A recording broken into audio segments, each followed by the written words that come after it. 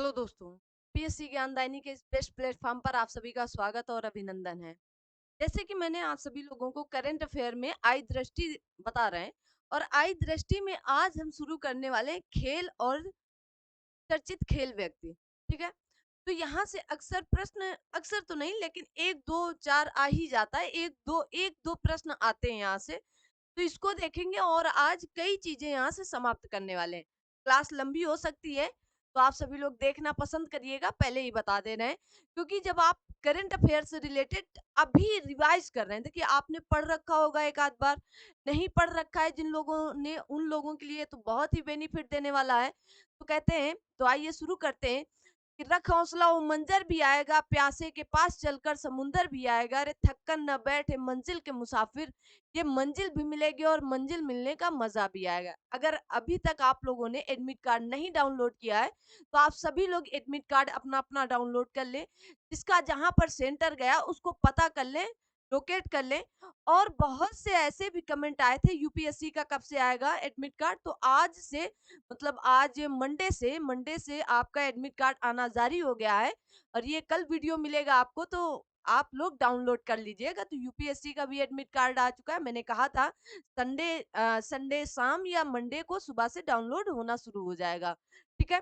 तो अब उसके बाद बहुत से बच्चों ने ये भी कमेंट किया कि क्या इतना पढ़ना सफिशिएंट होगा एग्जाम के लिए जितना मैं बता रही हूँ? बिल्कुल बच्चा सफिशिएंट है। आप इसे बस एक बार धैर्य से पढ़ने का प्रयास करिएगा। आप यहाँ से देखेंगे, ये आपके लिए वर्क करके लाया जाता है। आपके लिए छोड़ना क्या है, आपके लिए पकड़ना क्या है, ये मैंने खुद इसमें वर्क किया है, तब मैं आपको बता रही हूँ। ठीक है? अगर मैं गेस नहीं कर पाऊँगी तो आप लोग भी मेरे ऊपर ही लगाएँगे। और अगर पूरे मार्केट की बात की जाए तो पूरे मार्केट में सबसे बेस्ट करंट अफेयर की मैगज़ीन में से आई दृष्टि मैगज़ीन मानी जाती है और आई दृष्टि है भी। ठीक है? तो आप इसे, अब आपके पास वक़्त भी नहीं है, समय भी नहीं है कि आप कोई दूसरी मैगज़ीन पढ़ें, इसके बावजूद। ठीक है ना? तो इसी को आप समाप्त कर लीजिएगा, वो ही बहुत अच्छा है। अगले साल से मैं ऐसा करूँगी कि एक तरफ से पढ़ाऊँगी लाइव क्लास में। इस बार मुझे थोड़ा-सा लेट हुआ था पढ़ाने के लिए ना, तो कुछ चीज़ें छूट जाएँगी, तो मैं अगले साल जैसे 10 दिन, 12 दिन का टारगेट रख के जैसे आ जाती वैसे ही शुरू कर दिया करूँगी और आपको समाप्त भी करूँगी। चलिए, तो अब आज बात करेंगे खेल और चर्चित खेल व्यक्ति कौन-कौन है। तो सबसे पहले आपकी यहाँ पर भगवानी देवी हैं, भवानी देवी नहीं है, भगवानी देवी हैं, जो 95 ईयर ओल्ड हैं और ये हरियाणा की एथलीट हैं। कहाँ की है? हरियाणा की। इम्पोर्टेंट इसलिए है कि पोलैंड में संपन्न नवी world master athletes indoor championship में इन्होंने 3 स्वर्ण पदक जीता, इसलिए ये इम्पोर्टेंट है। कितने पदक जीते? 3 स्वर्ण पदक जीते। आगे है आपका लेसिंडा डेमिस। और लेसिंडा डेमिस इम्पोर्टेंट नहीं है, मोस्ट या वेरी वेरी इंपॉर्टेंट है। ये लंदन ओलंपिक में क्या हुए हैं, 400 मीटर की बाधा दौड़ स्पर्धा में क्या हुआ है, स्वर्ण पदक जीता गया है। ठीक है, याद रखिएगा। कहा जाता है, देखिएगा यहाँ पर कहा गया है, अब इनको याद कैसे करना है, देखिएगा 2012 में आयोजित इस स्पर्धा में रूस की नताल्या अंत्युक ने स्वर्ण पदक तथा यही लेसिंडा डेमिस ने रजत पदक जीता था। ठीक है, 2022 में इन्होंने क्या किया है, 2022 में इन्होंने क्या किया है, तो 2022 में कहा गया है कि अंतरराष्ट्रीय ओलंपिक समिति द्वारा डोपिंग की वजह से नताल्या अंत्युक से ये स्वर्ण पदक वापस ले लिया गया था। तो कंफ्यूज है ना, कंफ्यूज हो गए ना आप। अब आपको इनको याद रखना है कि 2022 में ये क्या हुई है, स्वर्ण पदक जीती है, बस आपको इतना याद रखना है। और ये डोपिंग द्वारा इनका जो 2022 का था वो अदल बदल कर दिया गया है। ठीक है, चलिए, ये इम्पोर्टेंट नहीं है, मेरे लिए तो नहीं थे। आपको पढ़ना है तो अच्छदीप सिंह को पढ़ सकते हैं। एशियाई पैदल चाल चैंपियनशिप में दो दो 20 किलोमीटर स्पर्धा में स्वर्ण पदक हासिल किया है। रानी रामपाल, कहा गया हॉकी टीम की स्टार खिलाड़ी, भारतीय खेल इतिहास में पहली बार महिला हॉकी खिलाड़ी के नाम से स्टेडियम बना है। तो आपसे पूछा जा सकता है कहाँ बना है, तो आप बताएंगे रायबरेली उत्तर प्रदेश ने हॉकी स्टेडियम का नाम बदलकर रानी गर्ल्स हॉकी टर्फ रख दिया है। तो आपसे नाम भी पूछ सकता है और कहाँ बना है ये भी पूछ सकता है। ठीक है, बबीता बबीता फोगाट जी।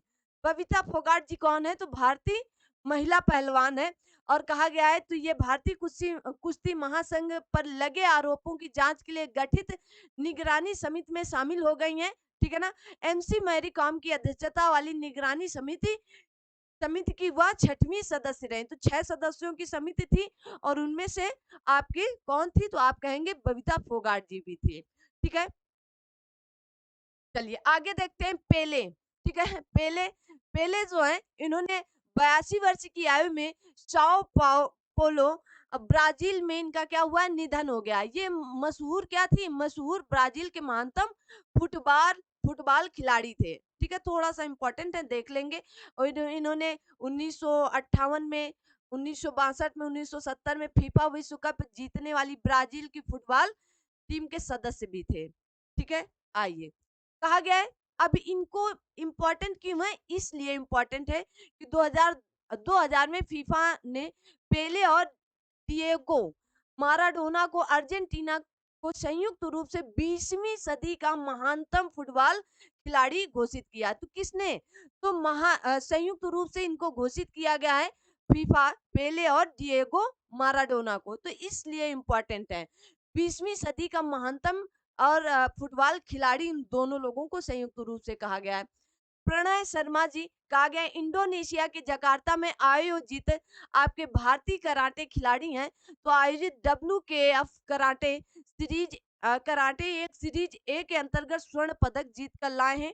विश्व स्तर पर कराटे चैंपियनशिप में किसी भारतीय द्वारा जीता गया पहला पदक है। तो कौन है? तो आप कहेंगे प्रणय शर्मा जी है। किसमें? कराटे पर। कराटे पर जीत कर लाए कहां से? इंडोनेशिया से, ठीक है? इंडोनेशिया के जकार्ता में, ठीक है? इंपॉर्टेंट है। कहा गया एमसी मैरी कॉम और अचत शरत कमल जी जो है, तो अब इनके बारे में ये तो देखिएगा कोई अवार्ड भी पाए हैं, आज ही बताएंगे हम आपको इनके बारे में ना। देखिएगा ओलंपिक पदक विजेता महिला मुक्केबाज भारतीय ओलंपिक संघ के एथलीट आयोग का अध्यक्ष चुना गया है। उपाध्यक्ष के पद के लिए टेबल टेनिस खिलाड़ी अचत शरत कमल का चुनाव हुआ है। तो अध्यक्ष कौन है? तो आप कहेंगे मैरी कॉम जी हैं, भारतीय ओलंपिक संघ के एथलीट आयोग का। और उपाध्यक्ष कौन है? तो आप कहेंगे अचत शरत कमल जी हैं। सूर्य कुमार यादव जी, आप इनको देख लेंगे, ये पहला स्थान कहा गया अंतरराष्ट्रीय रैंकिंग में पहला स्थान स्थान हासिल किया है। यह उपलब्धि हासिल करने वाले वह विराट कोहली के बाद दूसरे भारतीय या बल्लेबाज बन गए, सूर्य कुमार यादव जी, ठीक है? सूर्य कुमार यादव जी। आई होप कि आप सभी लोगों को सारी चीजें दिख रही हैं। झूलन गोस्वामी जी, तो ये 39 वर्षीय भारतीय महिला तेज गेंदबाज हैं। इनके लिए क्या इंपॉर्टेंट है कि जो झूलन गोस्वामी जी हैं, एक दिवसीय अंतरराष्ट्रीय क्रिकेट में विश्व की सर्वाधिक विकेट लेने वाली महिला खिलाड़ी बन चुकी हैं। इनके लिए यही इंपॉर्टेंट है। रोजर फेडरर जी क्या है? इन्होंने संन्यास की घोषणा कर दी है, ठीक है ना? स्विट्जरलैंड के महानतम टेनिस खिलाड़ी हैं, इन्होंने क्या कर दी है? घोषणा कर दी है एक संन्यास लेने की। आइए आगे देखते हैं। विनेश फोगाट जी, विश्व कुश्ती चैंपियन 2022 में कांस्य पदक जीता है और विश्व कुश्ती चैंपियनशिप में 2 पदक जीतने वाली विनेश पहली भारतीय महिला बन चुकी हैं, ठीक है ना? और ये सभी लोग कहाँ? जंतर मंतर पर धरना दे रही है ना। Neeraj Chopra most most important है। कहा गया ज्यूरिक डायमंड लीग फाइनल्स 2022 का खिताब जीतकर ऐतिहासिक कारनामा किया है। डायमंड लीग फाइनल्स का खिताब जीतने वाले कोई पहले भारतीय एथलीट बन चुके हैं। कौन? नीरज चोपड़ा जी, ठीक है ना? अभी एक और जीत चुके हैं ना नीरज चोपड़ा जी, अब वो तो खैर नहीं आएगा, कोई दिक्कत नहीं है, ठीक है? तो पहले ऐसे खिलाड़ी हैं जो ज्यूरिक डायमंड लीग फाइनल में इन्होंने खिताब जीता है, ठीक है? चलिएगा, अगला आएगा लिंथोई चन्नबम। तो लिंथोई चन्नबम क्यों इंपॉर्टेंट है? तो कहा गया है मणिपुर की जूडो खिलाड़ी हैं ये, और इन्होंने हरजे गोविनिया में आयोजित विश्व कैडेट जूडो चैंपियनशिप में ऐतिहासिक स्वर्ण पदक जीता है भाई, मोस्ट इंपॉर्टेंट है। लिंथोई चन्नबम ना, इनका नाम ही भाई ऐसा है ना, चनम्बम, ठीक है? चनम्बम। आइए आगे देखते हैं अन्य चर्चित खेल व्यक्ति कौन कौन है। देखिए मैंने बहुत लोगों को स्किप किया है, आपको स्किप करना पड़ेगा, ठीक है ना? कब कितने फैक्ट आप याद कर सकते हो? कोई नहीं कर सकता है ना, कोई भी नहीं कर पाएगा। तो आपको तो सलीम दुर्रानी जी भारतीय हरफनमौला जो क्रिकेटर है उनका जन्म अफ़गानिस्तान में हुआ था और उनको सबसे पहले अर्जुन अवार्ड पाने वाले वो क्रिकेटर थे और अब इनका क्या हुआ है, तो आप कहेंगे निधन हो गया जामनगर में। कहाँ? जामनगर गुजरात में निधन हो गया। तो सलीम दुर्रानी जी भारतीय हरफनमौला क्रिकेटर थे और इनका जन्म अफ़गानिस्तान में हुआ था। ये 88 वर्ष की आयु में इन्हें सबसे पहले अर्जुन अवार्ड से 1961 में दिया गया था, ठीक है? मैंने और छोड़ तक रखा है, आप चाहें तो अपनी इच्छा के लिए पढ़ सकते हो, कोई दिक्कत नहीं है। इनको भाई याद कर लो। डी गुगेश भारतीय शतरंज ग्रैंड मास्टर एशियाई शतरंज महासंघ के नए सर्वश्रेष्ठ खिलाड़ी पुरस्कार से सम्मानित किया गया है। इधर एक लोग ये इम्पोर्टेंट थे कि एन आर विघ्नेश भारतीय शतरंज खिलाड़ी हुआ भारत के 80वें ग्रांड मास्टर बन चुके हैं या बन गए हैं। तो ए एन आर विनेश और N R Vishakh grandmaster जो 59वें ग्रांड मास्टर बनने वाले पहले भारत के पहले भाई भाई हैं। तो कौन है ये? भाई भाई हैं। तो एन आर विघ्नेश और एन आर विशाख भाई भाई हैं। ये 80वें मास्टर ग्रैंड मास्टर बने, ये 59वें ग्रैंड मास्टर बन चुके हैं। ठीक है, बस इतना यहाँ से इम्पोर्टेंट है। और नहीं देखो, मैं खुद कह रही हूँ, रोहित शर्मा जी आ चुके हैं। तो रोहित शर्मा जी बतौर कप्तान, मतलब कप्तान रहते हुए या कप्तान बनते हुए टेस्ट क्रिकेट में अपना पहला शतक बनाया है और क्रिकेट के तीनों प्रारूपों में शतक लगाने वाले पहले भारतीय कप्तान भी बन चुके हैं। अब तीन कौन कौन होते हैं? एक तो T20 होता है आपका, एक आपका एक दिवसीय मैच जो 50-50 ओवर का होता है और आपका एक टेस्ट मैच होता है। कौन सा? टेस्ट मैच होता है। तो इन तीनों में इन्होंने क्या किया है? शतक लगा रखा है और पहले भारतीय खिलाड़ी भी बन चुके हैं रोहित शर्मा जी।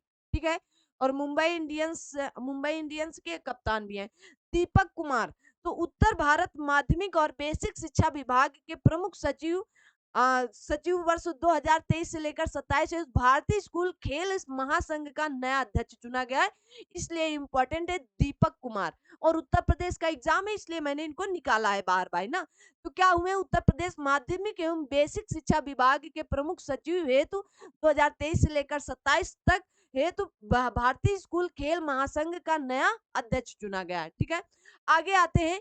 आदित्य मित्तल जी 16 वर्षीय भारतीय शतरंज खिलाड़ी, भारत के 77वें शतरंज ग्रांड मास्टर बन गए हैं। बस इनको इतना। पीटी उषा जी इंपॉर्टेंट है। भारत की पूर्व विख्यात धाविका, निर्विरोध भारतीय ओलंपिक संघ का अध्यक्ष चुना गया है और पीटी उषा जी भारतीय ओलंपिक संघ की पहली महिला अध्यक्ष है, इसलिए इंपॉर्टेंट है। ठीक है, कहा गया मीराबाई चानू भारत की पहली भारत की महिला भारोत्तोलक, फागोट और कोलंबिया में वर्ग स्पर्धा में रजत पदक जीता है। ठीक है ना। और टेबल टेनिस फेडरेशन का नया अध्यक्ष इन्हें चुना गया, इसलिए नहीं, ये तो इसलिए इम्पोर्टेंट है क्योंकि इन्हें क्या किया है? कांस्य पदक रजत पदक जीता है। ठीक है ना, कोलंबिया में आयोजित जो है। और मेघना अहलवाद जी जो है, इन्हें टेबल टेनिस फेडरेशन का नया अध्यक्ष चुना गया है। ठीक है, इनको इंपॉर्टेंट बनाए। कहा गया रोजर बिन्नी, तो रोजर बिन्नी जो है, इन्हें भारतीय क्रिकेट कंट्रोल या बीसीसीआई का क्या किया गया है? 36वां नया अध्यक्ष चुना गया है। अभी तक दादा थे, अब दादा के बाद ये आए हैं। ठीक है, याद रखिएगा कौन है, तो रोजर बिन्नी है। आगे देखते हैं। बजरंग पूनिया कौन है? बजरंग पूनिया। तो बजरंग पूनिया जो है, बेलग्रेड सर्बिया में आयोजित विश्व कुश्ती चैंपियनशिप में कांस्य पदक जीता है। और बजरंग पूनिया विश्व कुश्ती चैंपियन में 4 पदक जीतने वाले पहले भारतीय पहलवान बन चुके हैं। हाँ, ये इंपॉर्टेंट थे। मैंने इनको जब पढ़ रही थी तो मुझे लगा नहीं इंपॉर्टेंट है, लेकिन फिर बाद में मुझे लगा नहीं इंपॉर्टेंट। उत्तर प्रदेश के एथलीट विश्व अंडर 20 एथलीट्स चैंपियनशिप के एक संस्करण में 2 पदक जीतने वाली पहली भारतीय बन चुकी रूपल चौधरी जी। कौन है? रूपल चौधरी जी, मोस्ट इंपॉर्टेंट है। ठीक है, आगे। विश्वनाथ आनंद भारत के पहले शतरंज ग्रांड मास्टर, अंतरराष्ट्रीय शतरंज महासंघ के उपाध्यक्ष के रूप में चुना गया। किसको? जिसका दिमाग चलेगा, जो शतरंज खेल सकता है ना। तो कौन है? आपके विश्वनाथ आनंद जी हैं। आगे बढ़ते हैं, आइए। कहा गया है राष्ट्रीय स्थल मोस्ट इम्पोर्टेंट है यहाँ से। अब थोड़ा-सा बड़ा करते हैं, इतना बड़ा करते हैं। तो पुणे, पुणे क्यों इम्पोर्टेंट है? अब आपको यहाँ फैक्चुअल है, आपको यहाँ पर रटना पड़ेगा। देखिए, अब आप सोचेंगे हम आपको रटा दें, तो प्रयास करेंगे कि आपको कुछ ट्रिक के माध्यम से बताया जा सके। तो कहा विशिष्टता, जो विशिष्टता है the ever flowing legacy of Kashmir 2023 का आयोजन कहाँ किया गया है? तो पुणे में किया गया है। तो बस आपको इतना ही याद रखना है कि विशिष्टता the ever flowing legacy of Kashmir 2023 का आयोजन कहाँ किया गया? पुणे महाराष्ट्र में। ठीक है, कश्मीर से लोग लद्दाख जाएंगे, जम्मू कश्मीर, अरे हिमाचल प्रदेश सोच सकते हैं, जम्मू कश्मीर भी ऑप्शन में रहेगा, पुणे नहीं जल्दी लोग आएंगे, तो इसलिए ये इसको आप याद रख सकते हैं। ठीक है, आगे कहा गया है इस तरह के इस शहर के पास रजनगांव फेज 3 में राज्य के पहले ग्रीनफील्ड इलेक्ट्रॉनिक्स विनिर्माण क्लस्टर या आपका इसका कह सकते हैं ईएमसी की स्थापना हेतु मंजूरी भी दे दी गई। कहां पर? पुणे शहर पर ही। ठीक है, आगे कहा गया है कि अमित शाह द्वारा महाराष्ट्र के इस शहर में शिवाजी महाराज के जीवन पर आधारित थीम विश्व शिव सृष्टि के प्रथम चरण का लोकार्पण किया गया है। देखिएगा, अगर शिव जी से आप पकड़ेंगे और शिव सृष्टि, अगर शिव को पकड़ेंगे तो हिमाचल प्रदेश पक्का लगाने वाले हैं, लेकिन ये क्या है? शिवाजी से संबंधित है। किससे? शिवाजी से। अगर शिवाजी से संबंधित पकड़ ले जाएंगे तब तो आप पुणे महाराष्ट्र लगा ले जाएंगे। तो इसलिए इनको मैंने इंपॉर्टेंट रखा है। शिव सृष्टि के प्रथम चरण का लोकार्पण कहाँ किया गया? तो पुणे में किया गया। आगे आता है धारवाड़। तो राजीव राजीव चंद्रशेखर द्वारा कर्नाटक के इस जिले में 180 करोड़ रुपए नहीं इंपॉर्टेंट है, इलेक्ट्रॉनिक्स मैन्युफैक्चरिंग क्लस्टर की क्या मंजूरी दी गई है? तो इलेक्ट्रॉनिक मैन्युफैक्चरिंग क्लस्टर की कहां पर मंजूरी दी गई है? तो धारवाड़ में। धारवाड़ कहाँ है आपका? कर्नाटक में है। बंगलुरु क्यों इंपॉर्टेंट है? देखते हैं। कहा गया कर्नाटक स्थित इस शहर में सहकार समृद्धि सौध का शिलान्यास किया गया। तो मोस्ट इंपॉर्टेंट है, आपसे पूछा जा सकता है सहकार समृद्धि सौध का शिलान्यास या उद्घाटन कहाँ किया गया है? तो बंगलुरु कर्नाटक के शहर में। जो 100% मेथेनॉल संचालित 10 टन प्रोटोटाइप ट्रक का अनावरण किया गया। मैंने इस प्रश्न को पहले भी करा रखा है करंट अफेयर से रिलेटेड। ठीक है, आइए आगे कहा गया है यहीं पर बंगलुरु में क्या हुआ? 5वें जन औषधि दिवस के अवसर पर इस शहर में नमो फ्री डायलिसिस सेंटर और 100वें मतलब 100वें जन औषधि केंद्र नमो डे केयर, देखिएगा 5वां है और फिर इसके बाद यहाँ कामा है, फिर कहा गया है देखिएगा नमो फ्री डायलिसिस सेंटर और 100वें जन औषधि केंद्र नमो डे केयर सेंटर और नमो मोबाइल हेल्थ केयर यूनिट्स का शुभारंभ कहाँ किया गया है? तो बंगलुरु में किया गया है। आपसे ये प्रश्न पूछ सकता है, तो इतनी पूरी लाइन आप कायदे से पढ़ो, कायदे से ना, क्या करना है? कायदे से पढ़ना है। ठीक है, तो 5वां जन औषधि दिवस के अवसर पर क्या हुआ? नमो फ्री डायलिसिस सेंटर और इतना हो गया, फिर कहा गया 100वें जन औषधि केंद्र नमो डे केयर सेंटर और नमो मोबाइल हेल्थ केयर यूनिट्स का शुभारंभ बंगलुरु में किया गया। द्रौपदी मुर्मू हमारी राष्ट्रपति जी हैं, जो व्यक्तिगत तौर पर क्या कहते हैं 15वें नंबर पर और 16वें नंबर के चुनाव हुए थे। उनके द्वारा कर्नाटक के इस शहर में हिंदुस्तान एरोनॉटिक्स लिमिटेड की एकीकृत क्रायोजेनिक इंजन निर्माण का सुविधा का उद्घाटन किया गया। मोस्ट इंपॉर्टेंट है, आपसे HAL का फुल फॉर्म भी पूछ सकता है। तो हिंदुस्तान एरोनॉटिक्स लिमिटेड की एकीकृत क्रायोजेनिक इंजन निर्माण का उद्घाटन किया गया। बंगलुरु में अभी क्या चल रहा है? बंगलुरु या कर्नाटक ही चल रहा है आपका। ठीक है, कहा कर्नाटक की इस राजधानी शहर में भारत के ऊर्जा सप्ताह के दौरान ऑयल इंडिया लिमिटेड द्वारा स्वदेश विकसित हाइड्रोजन ईंधन में संचालित ई बस को झंडी दिखाकर रवाना किया गया। Most important. अगला कहा गया भारत का पहला 3D, ये आपके लिए मोस्ट मोस्ट इंपॉर्टेंट है। भारत कर्नाटक स्थित इस शहर में मतलब बंगलुरु में भारत का पहला 3D मुद्रित डाकघर बनाया जाएगा। Most important. अगला भी मोस्ट इंपॉर्टेंट है, कहा गया कर्नाटक के शहर में बंगलुरु में ultra luxury sir M Visvesvaraya terminal चालू किया जाएगा। इंपॉर्टेंट है, अब आप इनको पढ़ेंगे, बैठ करके पढ़ेंगे, बुक साथ में लेकर पढ़ोगे तो आपके लिए मोस्ट इंपॉर्टेंट हो। वाराणसी, और ये भारत का पहला केंद्रीकृत एसी रेलवे टर्मिनल भी होगा आपका बेंगलुरु, ठीक है। वाराणसी कहा गया है यहाँ पर कि कहाँ से बताएं आपको, यहीं से, कि पहले पब्लिक ट्रांसपोर्ट रोपवे का शिलान्यास किया गया है 2023 में, ठीक है। तो कहा गया है संसदीय निर्वाचन क्षेत्र में देश के पहले पब्लिक ट्रांसपोर्ट रोपवे का शिलान्यास किया गया है, कहाँ पर, वाराणसी में, ठीक है। आगे कहा गया है इसे ई राइट के लिए भी को दर्जा दिया गया है, ठीक है ना, याद रखना। आगे कहा गया इसके लिए इंडिया अंतरराष्ट्रीय केंद्र की स्थापना हेतु समझौता ज्ञापन हस्ताक्षरित हुआ है, ठीक है ना। चलिए आगे करते हैं, जयपुर आते हैं भाई, most important, Jaipur pink city है आपकी।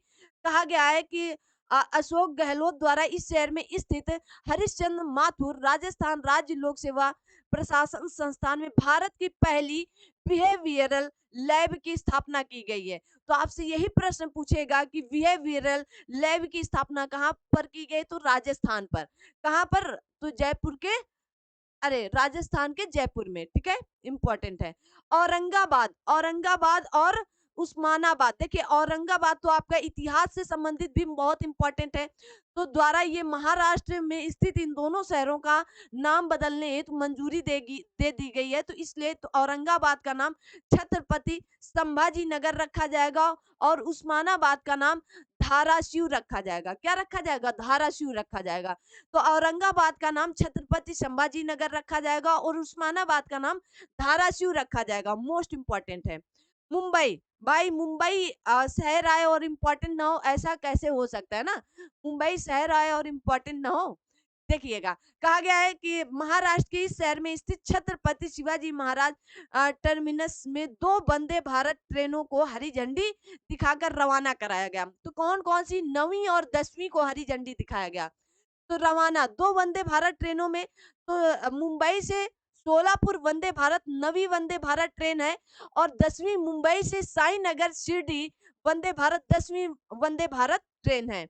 अब आपसे 8वीं 9वीं 10वीं पूछ सकता है, तो मैंने आपको 8वीं भी बता दिया है। कहा गया है कि 8वीं कहाँ चली गई, तो तेलुगु भाषी राज्य तेलंगाना और आंध्र प्रदेश को जोड़ने वाली ये पहली वंदे भारत एक्सप्रेस ट्रेन है, जो सिकंदरा आपके तेलंगाना में और विशाखापट्टनम आंध्र प्रदेश से इसे क्या करती है, हरी झंडी दिखाती है, ठीक है। चलिएगा ये पहली थी जो तेलुगु भाषाई राज्यों मतलब आंध्र प्रदेश और तेलंगाना को जोड़ती है, ठीक है ना, इसको याद रखेंगे। हाँ, आठवीं आठवीं ये रही, 8वीं वंदे भारत एक्सप्रेस ट्रेन को हरी झंडी दिखाकर रवाना किया गया है, ठीक है ना। तो 8वीं कौन सी है, तो यही है। 8वीं कौन सी है, तो यही 2 तेलुगु भाषाई राज्यों को जोड़ती है, ठीक है, यही है 8वीं। कहा गया इस तरह शहर में देश की पहली वेबसाइट आधारित निगरानी प्रणाली आपकी ये है, आप देख सकते हो। अगला देखें, कहा गया केंद्रीय मंत्री नितिन गडकरी द्वारा शहर में अशोक लीलैंड की इलेक्ट्रिक डबल डेकर बस देश की पहली डबल डेकर वातानुकूलित बस स्विच आई EIV22 का शुभारंभ किया गया। बस रीड कर लो भाई, इंपॉर्टेंट नहीं है, इतना ना पूछता है ना। चलिएगा, कहा गया है कि सर्वानंद सोनेवाल द्वारा इस शहर में भारत के पहले हरित पतन और पोत परिवहन के लिए राष्ट्रीय उत्कृष्टता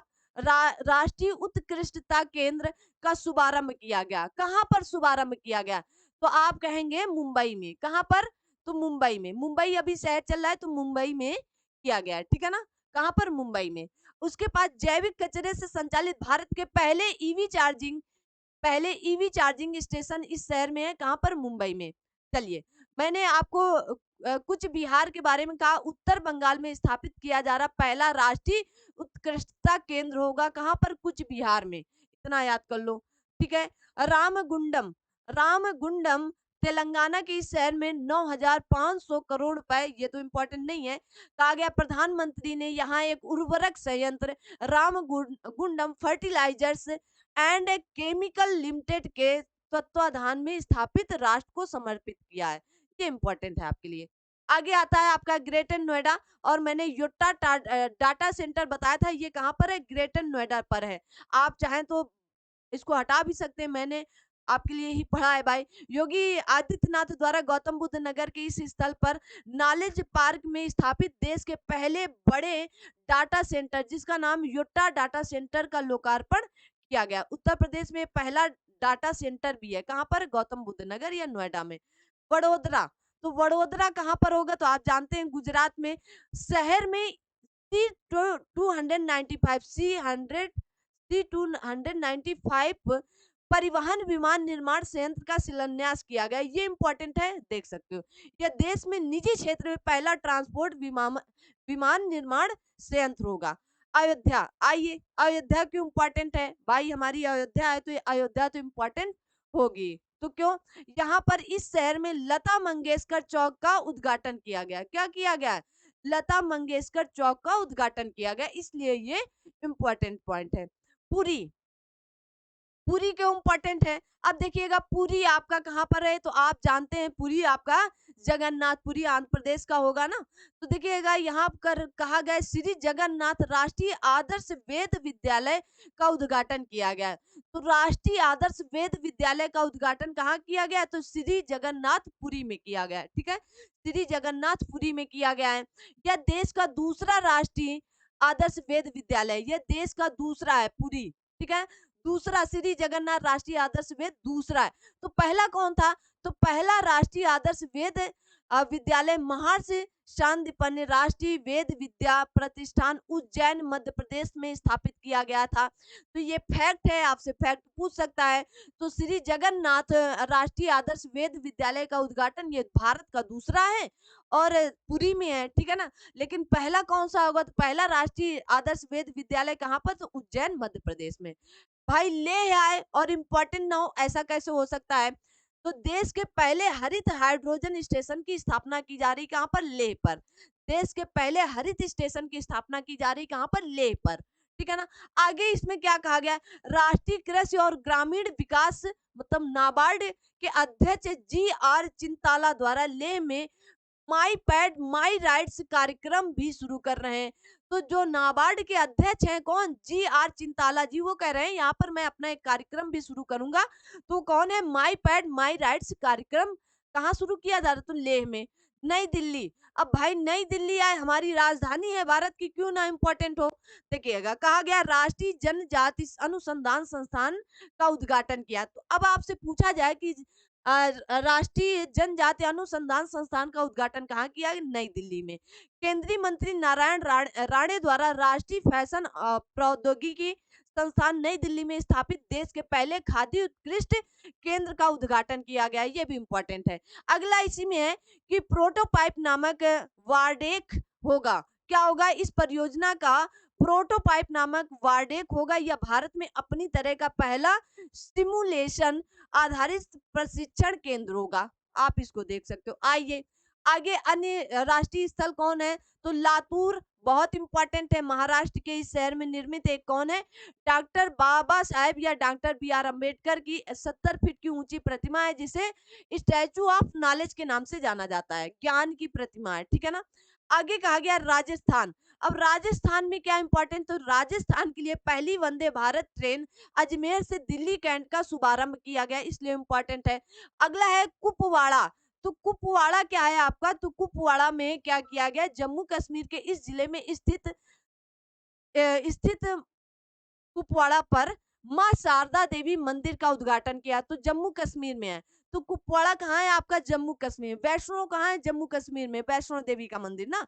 तो कुपवाड़ा कहाँ है? तो माँ शारदा देवी मंदिर का कुपवाड़ा में क्या उद्घाटन किया गया है। मऊगंज, मध्य प्रदेश के मुख्यमंत्री शिवराज सिंह चौहान द्वारा इस नए जिले जो राज्य का 53वां जिले की गठन किया। तो कहाँ का है? मध्य प्रदेश का ये जिला होगा। कौन? ये कहाँ चले गए? मऊ, मऊगंज। मऊगंज क्या होगा? मध्य प्रदेश का 53वां जिला होगा। इसको थोड़ा सा आप अपने दिमाग में रखिएगा। मेरठ, अब मेरठ क्यों इंपॉर्टेंट है? मेरठ हमारे उत्तर प्रदेश का इसलिए इंपॉर्टेंट है, शहीद कोतवाल धन सिंह गुर्जर की प्रतिमा का अनावरण किया गया है, ठीक है। तो यहाँ देखिए उपराष्ट्रपति जी ने किया है उत्तर प्रदेश के इस शहर में, शहीद कोतवाल, जो कोतवाल धन सिंह गुर्जर की प्रतिमा का अनावरण किया। इतना थोड़ा सा याद रखिएगा। अब झांसी तो हमारे लिए मोस्ट इंपॉर्टेंट है, क्योंकि भारतीय चारागार चारागार एवं चारा अनुसंधान संस्थान क्या है? झांसी में। आपने प्रीवियस ईयर क्वेश्चन किया होगा, खूब झांसी पूछा जाता है ना, इसके लिए ही। तो क्या है, यहीं पर इसी के कहा जाता है उत्तर प्रदेश के झांसी में ही और एक कार्य हुआ है क्या? बीज प्रसंस्करण और भंडारण सुविधा का उद्घाटन किया गया है। कहाँ पर? झांसी में ही। कहाँ किया गया? झांसी में ही किया गया। ठीक है, आइए त्रिशूर। अब त्रिशूर क्यों इंपॉर्टेंट है? केरल के इस शहर में स्थित centre for materials for electronics technology, जिसे सीमेट के नाम से भी जाना जाता है, इलेक्ट्रॉनिक्स उपकरण प्रयोगशाला का उद्घाटन किया गया। तो भाई ये कहाँ पर है? तो सबसे पहले केरल में। अब केरल आजकल बड़ा चर्चा में है, चल रहा है क्या? केरल। तो कहा गया है केरल के इस शहर में स्थित centre for materials for electronics technology, जिसे शॉर्टकट में सी मेट मेट में उन्नत इलेक्ट्रॉनिक्स उपकरण का प्रयोगशाला उद्घाटन किया गया। इसको आप देख सकते हैं, इंपॉर्टेंट है। आगे आते हैं, देखिएगा मैंने आप सभी को लोगों के लिए बस मेन मेन रखा है। कहा गया है बिंदूर। अब बिंदूर क्यों? कर्नाटक सरकार द्वारा भारत के पहले मरीना मरीना का निर्माण उडुपी जिले में स्थित इस स्थल पर किया गया। तो मरीना, तो भारत के पहले मरीना निर्माण का कहाँ? उडुपी जिले में क्या है? बिंदूर है। धोलेरा। धोलेरा क्या है? तो ये भारत का पहला सेमी कंडक्टर संयंत्र गुजरात के इस शहर में स्थापित किया जा रहा है। धोलेरा में हम लोगों ने पैसे भी लगा रखे ना, धोलेरा में आप भी पैसे लगा सकते हो, मतलब अच्छी कंपनी है धोलेरा ना। तो धोलेरा एक शहर है, वहां बनाया जा रहा है, ठीक है ना। तो भारत का पहला सेमी कंडक्टर संयंत्र गुजरात के इस शहर में धुलेरा में स्थापित किया जा रहा है। ठीक है, गोरखपुर। भाई हमारे मुख्यमंत्री जी की नगरी है, इम्पोर्टेंट ना हो। कहा गया ये गोरखपुर यूपी वाला नहीं है ना, ये दिक्कत है यहाँ पर। हरियाणा के फतेहाबाद जिले में स्थित इस स्थान पर परमाणु संयंत्र स्थापित किया जाएगा। कहाँ पर? परमाणु संयंत्र, गोरखपुर, हरियाणा का है ये। ठीक है, आगे देखते हैं, देखिएगा सिरोही। अब सिरोही क्या, किस लिए? राजस्थान का ये जिला है सिरोही। तो इसमें शांति वन में जल जन अभियान की शुरुआत की जाएगी, आभासी रूप से शुभारंभ। तो आपसे पूछ सकता है शांति वन में जल जन अभियान कहाँ पर शुरू किया गया? तो राजस्थान के सिरोही में। आगे है तुमकुरु। तुमकुरु। तुमकुरु में क्या है? तो कहा गया एशिया की सबसे बड़ी हेलीकॉप्टर निर्माण सुविधा है तुमकुरु। अब तुमकुरु कहाँ है? कर्नाटक में। आपसे स्थान भी कुछ मिलान करने के लिए पूछ सकता है, तुमकुरु कहाँ है, सिरोही कहाँ है, तो आपको ये बताने पड़ेंगे। तुमकुरु कहाँ है? तो आप कहेंगे कर्नाटक में। यहाँ पर एशिया की सबसे बड़ी हेलीकॉप्टर निर्माण सुविधा इसमें होगी। चंडीगढ़ क्या होगी? चंडीगढ़। चंडीगढ़ के प्रशासक और पंजाब के राज्यपाल, और यहाँ का चलिए वो छोड़ दीजिए, फ्लोटिंग सौर ऊर्जा परियोजना का उद्घाटन किया गया है। क्या? उत्तर भारत की सबसे बड़ी फ्लोटिंग सौर ऊर्जा योजना है, इसलिए ये महाराज जी इंपॉर्टेंट है। तो कहां पर फ्लोटिंग सौर ऊर्जा परियोजना शुरू की जा रही है? तो चंडीगढ़ में, और ये उत्तर भारत की सबसे बड़ी फ्लोटिंग सौर ऊर्जा परियोजना होगी। ठीक है, कहा गया मोटी आदरज। मोटी आदरज, तो ये कहां पर? तो गुजरात के गांधीनगर में स्थित इस गांव में प्लास्टिक मुक्त गांव अभियान की शुरुआत की गई। कहा? मोटी मोटी आदरज। तो आप मोटा मोटी, मोटा भाई, मोटी भाई बहन कहा जाता है, तो इससे आप गुजरात लगा सकते हो। और यहाँ पर प्लास्टिक मुक्त गांव अभियान की शुरुआत की जा रही मोटी में। ठीक है, मोटी अदरज में, आदरज में। ठीक है, आगे है आपका मोपा। मोपा कहाँ पर है? तो गोवा में है। देखिए गोवा के उत्तरी गांव के जिले में ग्रीन फील्ड अंतरराष्ट्रीय हवाई अड्डे का उद्घाटन किया जा रहा है। तो मोपा कहाँ है? गोवा में है। गोवा में क्या है? ग्रीन फील्ड अंतरराष्ट्रीय हवाई अड्डे का उद्घाटन किया जा रहा है। अलुआ। अलुआ। अलुआ केरल में इस स्थल पर क्या हुआ? बीज फर्म देश का पहला कार्बन तटस्थ फर्म का या कार्बन न्यूट्रल फर्म घोषित किया जा रहा है। अलुआ कौन होगा? अलुआ। ठीक है, देखिए अगर देखते चले, ये इंपॉर्टेंट है, ये आपके लिए केवल इंपॉर्टेंट बताए जा रहे हैं। ठीक है ना। अगला कहा गया महाराष्ट्र। महाराष्ट्र में अलग दिव्यांग विभाग का गठन किया जाएगा। ठीक है, अलग दिव्यांग विभाग का गठन किया जाएगा। आइए आगे चलते हैं। जो जो महाराष्ट्र ऐसा करने वाला देश का पहला राज्य बन गया है। ठीक है ना, दिव्यांग के लिए क्या होगा?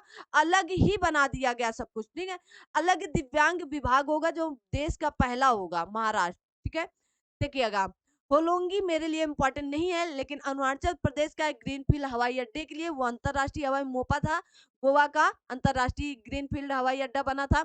उज्जैन, ठीक है ना? होलोंगी आप देख लो स्थान कहाँ पर है, तो अरुणाचल प्रदेश में है, ठीक है? अरुणाचल प्रदेश में है, ठीक है? ईटानगर स्थित ग्रीनफील्ड हवाई अड्डे का उद्घाटन किया गया है, ठीक है ना? बस। उज्जैन, उज्जैन कहाँ है तो आप बताएँगे कमेंट बॉक्स में। कहा गया है विश्व की पहली वैदिक घड़ी लगाई गई, कहाँ पर? उज्जैन में। उज्जैन, उज्जैन तो आप जान रहे हैं ना? उज्जैन में क्या हुआ? विश्व की पहली वैदिक घड़ी विश्व की है, इसलिए ये इम्पोर्टेंट है। एकता नगर जो केवड़िया में है। भूल-भुलैया उद्यान और मियावाकी वन राष्ट्र को समर्पित किया गया है। बस आप पढ़ लो, रीड करना है, ठीक है? आगे बढ़ते हैं। रायबरेली आपके लिए इम्पोर्टेंट नहीं है, ठीक है? नहीं आएगा प्रश्न। आगे बढ़ते हैं। भोपाल, भोपाल का तो आप कहेंगे कि मध्य प्रदेश के इस शहर में पहली बार हिंदी में एमबीबीएस जो डॉक्टर बनते हैं, एमबीबीएस डॉक्टर, हाँ, एमबीबीएस पाठ्यक्रम शुभारंभ किया जाएगा।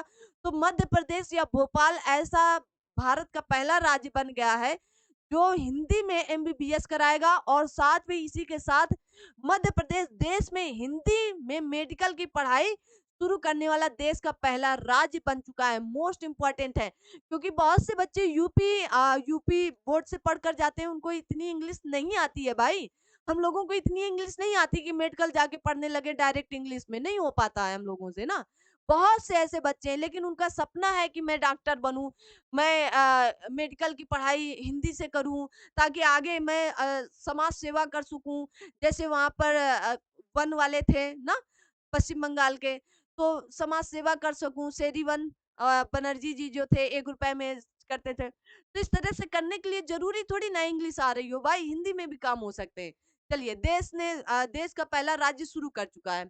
आइए, जो आपका दहेज है, दहेज नहीं पढ़िएगा, दहेज है, जो गुजरात में स्थित, ये डीप सी पाइपलाइन परियोजना की आधारशिला रखी गई है। ठीक है, आगे बढ़ते। प्रयागराज, हमारा उत्तर प्रदेश का प्रयागराज, केंद्रीय मंत्री अनुराग ठाकुर द्वारा उत्तर प्रदेश के इस शहर से स्वच्छता अभियान कार्यक्रम स्वच्छ भारत 2022 की शुरुआत किए हैं। ठीक है, इंपॉर्टेंट है। स्वच्छ भारत अभियान की शुरुआत किए हैं। स्वच्छता अभियान कार्यक्रम स्वच्छ भारत 2022 की प्रयागराज। आगे है जैसलमेर, जो कहा गया अडानी ग्रीन एनर्जी लिमिटेड द्वारा राजस्थान के इस सीमावर्ती शहर में विश्व का सबसे बड़ा पवन और सौर ऊर्जा संयंत्र चालू किया जाएगा। तो कहाँ पर? जैसलमेर पे, ठीक है। आइए, अब आप समझ सकते हो यहाँ से क्यों प्रश्न आते हैं। इस तरह आपको छांट छांट के लाया गया। राखी गढ़ी, तो राखी गढ़ी आप हड़प्पा संस्कृति का विश्व का सबसे बड़ा संग्रहालय घोषित होने जा रहा है या स्थापित किया जाएगा। तो ये राखी गढ़ी आपसे इतिहास में भी मिलान करने के लिए पूछता है। राखी गढ़ी कहाँ है, धौलावीरा कहाँ पर है, ठीक है ना? तो ये आपको सिंधु कहाँ है, ठीक है ना? इस तरह से हड़प्पा संस्कृति का विश्व का सबसे बड़ा संग्रहालय स्थापित किया जाएगा राखी गढ़ी, हरियाणा में, ठीक है। लद्दाख, भाई लेह और लद्दाख, कहा गया है भारत की पहली नाइट स्काई सेंचुरी स्थापित करने का निर्णय लिया गया है लद्दाख में, ठीक है। आगे गया जी, तो गया जी में गया जी डैम बनाया जाएगा, ठीक है, बिहार के मुख्यमंत्री नीतीश कुमार द्वारा फल्गु नदी पर। हाँ, गया जी आपसे ये पूछा जा सकता है कि गया जी डैम किस नदी पर है, तो फल्गु नदी पर। आप गया बिहार से तो पकड़ लेंगे कि गया बिहार पर है, लेकिन किस नदी पर है, तो फल्गु नदी पर है, ठीक है, ये याद रखिए। मोहाली आपके लिए इतना इम्पोर्टेंट ना है, मतलब मैंने छोड़ दिया है। आगे आता है भुट्टल कला गांव, तो भुट्टल कला गांव कहाँ है? पंजाब में। यहाँ पर एशिया के सबसे बड़े संपीडित बायोगैस, जिसे सीबीजी कहा जाता है, संपीडित बायोगैस संयंत्र में वाणिज्यिक उत्पादक प्रारंभ होगा, ठीक है। आप इतना याद कर लो कि भुट्टल कला गांव का है, पंजाब में। यहाँ पर एशिया के सबसे बड़े संपीडित बायोगैस संयंत्र का प्रारंभ किया गया है, ठीक है ना। आगे आता है आपका चंदौली, कहाँ है? चंदौली आपका उत्तर प्रदेश में। तो कहा गया है कि केंद्रीय मंत्री नरेंद्र सिंह तोमर द्वारा उत्तर प्रदेश के इस जिले में Indo Israel centre of excellence for vegetables का वर्चुअल शिलान्यास किया गया। तो देखिएगा, अगर यूपी से रिलेटेड कोई बात होगी तो या तो यूएई होगा या तो इजराइल होगा, दो ही लोग यहाँ पर ज्यादा काम करते हैं, तो इंडो इजराइल है, ठीक है ना। उत्तर प्रदेश से संबंधित बात है। तो आप इसको याद रखिएगा। रानीखेत आपका कहाँ का है? उत्तराखंड का है। कहाँ का है? उत्तराखंड का। और यहाँ पर कहा गया हिमालयन मसाला उद्यान का उद्घाटन, मोस्ट इम्पोर्टेंट है। अगर हिमालयन मसाला उद्यान का उद्घाटन कहाँ हुआ है? आप में से 99.99% अगर केरल, तमिलनाडु, आंध्र प्रदेश और उत्तराखंड दे देगा, तो आप में से कोई उत्तराखंड नहीं जाएगा। सब के सब कहाँ भागेंगे? सब के सब भागने का प्रयास करेंगे दक्षिण भारत की तरफ से। या तो केरल लगाएंगे, या तो तमिलनाडु लगाएंगे, या तो आंध्र प्रदेश। उत्तराखंड कोई नहीं जाएगा, इसलिए एग्जामिनर आपका दिमाग सटका सकता है। तो आप इसको सटका लो एकदम, ठीक है? तो क्या कहा गया है? तो कहा गया है हिमालयन हिमालयन मसाला उद्यान का उद्घाटन कहाँ किया गया है? तो आप कहेंगे देश का है। देश के पहले हिमालयन मसाला उद्यान का उद्घाटन किया गया रानीखेत उत्तराखंड में। ठीक है, याद रखना है ना। आपके लिए सारे फैक्ट इंपॉर्टेंट। जैसलमेर फिर से आया एक बार। तो यहाँ पर अब तक का पहला पवन और सौर हाइब्रिड बिजली उत्पादन संयंत्र जैसलमेर में किया जा रहा है, जो आपका जैसलमेर में है। ठीक है, अब तक का। कोलकाता आपका देश का पहला है, चलिए देख लो। कहा गया कोलकाता पश्चिम बंगाल में स्थित शहर जैव विविधता का विस्तृत रजिस्टर्ड पीपुल्स बायोडाइवर्स रजिस्टर तैयार करने वाला देश का पहला मेट्रो शहर बन गया है कोलकाता। तो क्या जैव विविधता का विस्तृत रजिस्टर तैयार करने वाला देश का पहला मेट्रो शहर बन चुका है। ठीक है, और आपके लिए इम्पोर्टेंट नहीं है, पूर्णिया देख ले। पूर्णिया बिहार के इस जिले में देश के पहले ग्रीन फील्ड अनाज आधारित एथेनॉल संयंत्र की स्थापना 2022 में की गई थी, इसलिए इम्पोर्टेंट मैंने नहीं लगाया था। आइए अंतरराष्ट्रीय स्थल देखते हैं। अंतरराष्ट्रीय स्थल देखते हैं, और यहाँ पर जो पहला स्थल है वही काफी इम्पोर्टेंट है। आपके सामने लिखा है जॉर्जिया। तो जॉर्जिया में क्या है? हिंदोफोबिया। अरे हिंदूफोबिया या हिंदू धर्म के प्रति पूर्वाग्रह की निंदा करने वाला प्रस्ताव पारित किया गया। कहाँ पर? जॉर्जिया में, अमेरिकी राज्य की असेंबली द्वारा। ठीक है, जॉर्जिया में हिंदूफोबिया, हिंदू धर्म के प्रति पूर्वाग्रह की निंदा करने वाला या हिंदूफोबिया की निंदा करने वाला प्रस्ताव पारित किया गया। जॉर्जिया इस तरह का कानून उपयोग करने वाला पहला अमेरिकी राज्य बन गया। पोलैंड, पोलैंड किस लिए इंपॉर्टेंट है भाई? अभी पोलैंड ने क्या किया था? तो पोलैंड ने यूक्रेन के जो राष्ट्रपति है उनको अपना सर्वोच्च सम्मान दिया था। तो कहा गया इस देश ने यूक्रेन को 4 MiG-29 लड़ाकू विमान दिया है। तो मिग क्या कितने दिए? 4। तो MiG-29 लड़ाकू विमान देने की घोषणा की। अब स्लोवाकिया ने सोचा मैं क्यों पीछे रह जाऊं, यूक्रेन को मैं भी कुछ दे देता हूं। तो स्लोवाकिया ने यूक्रेन को लड़ाकू विमान देने की घोषणा की है। ठीक है ना। देखिएगा, कहा गया है देश यूक्रेन को लड़ाकू विमान देने वाला उत्तरी अटलांटिक संधि संगठन नाटो का पहला देश बन चुका है। चलिए डेनमार्क, बहुत जगह ये शीर्ष स्थान पर छाए हुए हैं ना, मैंने आप सभी लोगों को पढ़ाया है।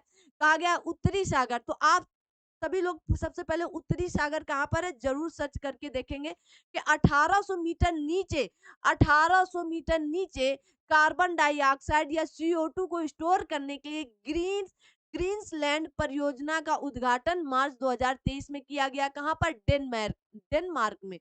तो 1800 मीटर नीचे किसका? तो कार्बन डाइऑक्साइड को स्टोर करने के लिए ग्रीन्सलैंड परियोजना। तो आपसे ये पूछ सकता है कि ग्रीन्सलैंड परियोजना किससे संबंधित है? तो कार्बन डाइऑक्साइड स्टोर करने से संबंधित है। आइए आगे, क्रोएशिया। तो ये तो मैंने आप सभी लोगों को बताया कि ये यूरो मुद्रा के रूप में अपनाने वाला यह देश का यूरोपीय देशों के क्षेत्र में 20वां देश बन चुका था। मैंने आप सभी लोगों को 19वां देश भी बताया था, आप लोग कमेंट बॉक्स में कमेंट कर सकते हो। ठीक है, डेनमार्क मैंने बता दिया, और ऐसा करने वाला, स्टोर करने वाला ये पहला देश बन चुका है। ठीक है ना। चीन, भाई चीन आया है। तो कहा गया है देश, क्या देश हाइड्रोजन संचालित यात्री ट्रेनों को लॉन्च करने वाला एशिया का पहला देश बन चुका है चीन। तो हाइड्रोजन संचालित यात्री ट्रेनों का संचालन करने का पहला देश बन चुका है। न्यूजीलैंड, न्यूजीलैंड ने क्या किया है? न्यूजीलैंड और साथ में यही पढ़ लो जापान को, किसको?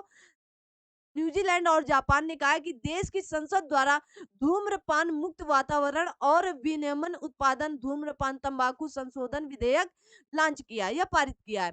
इसने सीधा कहा है कि भाई जो आप लोग पीते हैं सिगरेट वगैरह, ई सिगरेट, फलाम सिगरेट, नींबू सिगरेट, तो उसने कहा है कि अगर इस विधेयक में ये डेट आपके लिए मोस्ट इम्पोर्टेंट 1 जनवरी 2009 तथा इस तिथि के 1 जनवरी 2009 के बाद पैदा हुए किसी भी व्यक्ति को तंबाकू की बिक्री पर प्रतिबंध लगाकर युवाओं को धूम्रपान से रोकना है, जिससे जिससे की जाने वाली पीढ़ी धूम्रपान मुक्त होंगी। तो 1 जनवरी 2009 के बाद जिनका भी जन्म हुआ है या 1 जनवरी 2009 से जिनका भी जन्म हुआ है, अगर वो ऐसे करते हुए पाए जाएँगे तो उन पर कार्यवाही की जाएगी, ठीक है? और जापान भी, अभी जापान आएगा उसको भी बता देंगे ना, सऊदी अरब। तो सऊदी अरब क्यों इम्पोर्टेंट कहा गया है? देश में द लाइन द लाइन नामक विश्व के पहले वर्टिकल शहर की स्थापना की जाएगी, द लाइन, ठीक है? तो आपको याद रखना है द लाइन, ठीक है? द लाइन नामक विश्व के पहले वर्टिकल शहर की स्थापना कहाँ की जाएगी? तो सऊदी अरब में की जाएगी। आइए अंतर्राष्ट्रीय स्थल कुछ और है, तो जैसे आपका बुरुंडी है, इस अफ्रीकी देश द्वारा अपने देश में 30 से अधिक वर्षों में पहले पोलियो प्रकोप की घोषणा की गई है। तो 30 से अधिक वर्षों में पहले पोलियो प्रकोप की घोषणा की गई है, ठीक है?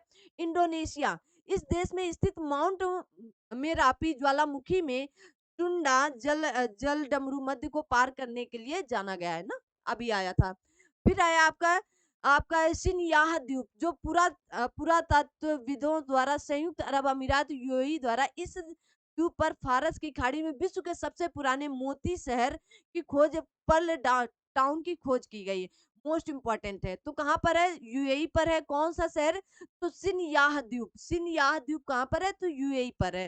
विश्व के सबसे पुराने मोती पर्ल टाउन, ठीक है? कहाँ पर? पर्ल टाउन की खोज के संबंध में। फिर आया मिस्र। मैंने आपको बताया था कि देश न्यू डेवलपमेंट बैंक में शामिल हो चुका है। कौन? मिस्र या इजिप्ट, इसी को कहा जाता है, ठीक है? आगे मैंने छोड़ा है, आगे देखते हैं।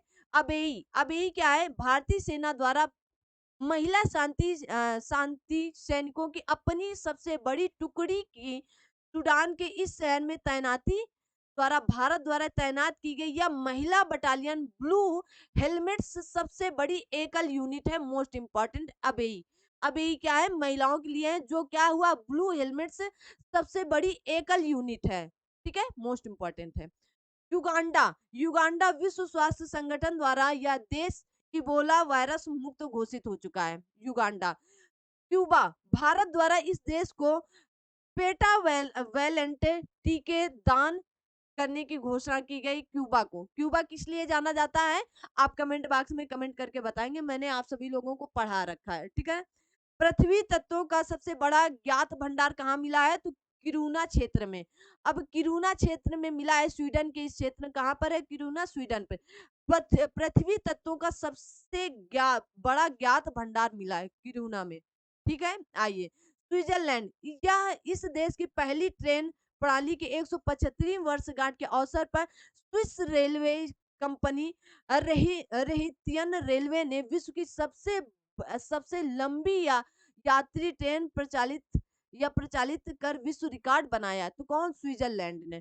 ध्यान से पढ़ेंगे समझ में आ जाएगा। कहा गया इस देश की पहली ट्रेन है जो इसने अपने 175वीं वर्षगांठ के अवसर पर कौन सी ट्रेन? तो आप कहेंगे किस? स्विस रेलवे कंपनी के द्वारा रेहितियन रेलवे ने विश्व की सबसे लंबी यात्री ट्रेन प्रचालित की है। आगे उत्तरी कोरिया। भाई उत्तरी कोरिया ने अपने आप को, कहा गया अपनी बड़ाई अपने मुंह कर लिया गया। तो इस देश ने खुद को परमाणु संपन्न देश घोषित कर दिया है ना? स्कॉटलैंड, या मोस्ट इंपॉर्टेंट है स्कॉटलैंड। कहा गया है यह देश महावारी उत्पादन निशुल्क उपलब्ध कराने वाला विश्व का पहला देश बन चुका है। तो स्कॉटलैंड क्या है?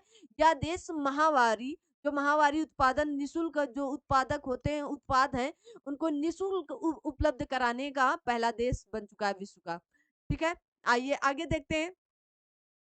कहा गया है कनाडा, कनाडा सरकार द्वारा प्रत्येक, हाँ वही बात आ गई ना, देखिएगा कनाडा सरकार द्वारा कहा गया कनाडा सरकार द्वारा प्रत्येक सिगरेट पर, अभी तक सिगरेट की जो डिब्बा आता था ना, जो पैकेट आती थी, पैकेट जो दिखाते हैं उस पर गले का कैंसर दिखाते हैं, मुंह का कैंसर दिखाते हैं ना, तो उन्होंने कहा प्रत्येक सिगरेट पर वो जो रैपर चिपका होता है, प्रत्येक सिगरेट पर स्वास्थ्य संबंधी चेतावनी छपने का निर्णय किया है। कनाडा ऐसा पहला देश बन गया जिसने प्रत्येक सिगरेट पर चेतावनी छपाने का निर्णय दिया है। ठीक है ना? ताकि अगर आप जब पियो, सुट्टा मारते हो ना, मतलब सुट्टा बोलते हैं ना आप लोग उसको, चलोगे सुट्टा मारने? तो वही जब सुट्टा, जैसे गाँव में बीड़ी, उसमें तो कुछ नहीं रहता हो, तो सीधा पत्ते में ही भरी होती है ना, और ऐसे पैकेट में पैक करके दे दी जाती है, ठीक है? तो क्या होता है, तो ऐसा करने से, कानून बनाने से कुछ ना कुछ तो खैर रोक लग ही जाती है, ऐसी बात नहीं है।